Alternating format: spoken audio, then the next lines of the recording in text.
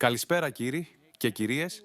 Είδαμε όλοι στο σημερινό μάτσι του Παναθηναϊκού κόντρα στη Βαλένθια που το σκορ έληξε 79 προς 89, πως ο Παναθηναϊκός είχε καθαρά θέμα συγκέντρωσης και ενέργειας.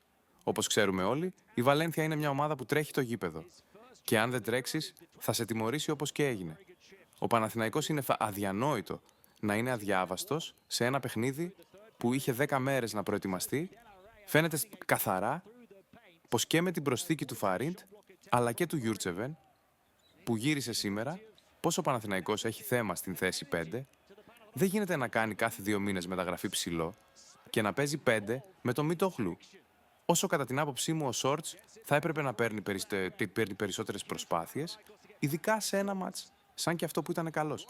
Έχοντας ο Παναθηναϊκός στα 3 γκάρντ, εξαιρείται ο Γκραντ, που οι υπόλοιποι είναι σε καλό φεγγάρι, θα πρέπει να το εκμεταλλευτεί παραπάνω από τη στιγμή που δεν έχει βοήθεια στο 5, μέχρι να βρεθεί κάποια λύση και να βοηθήσουν οι ψηλοί, ώστε να μπορούν να σπρώξουν περισσότερο την μπάλα στο post. Αυτό το συνοπτικό βίντεο από εμάς, καλό σας βράδυ.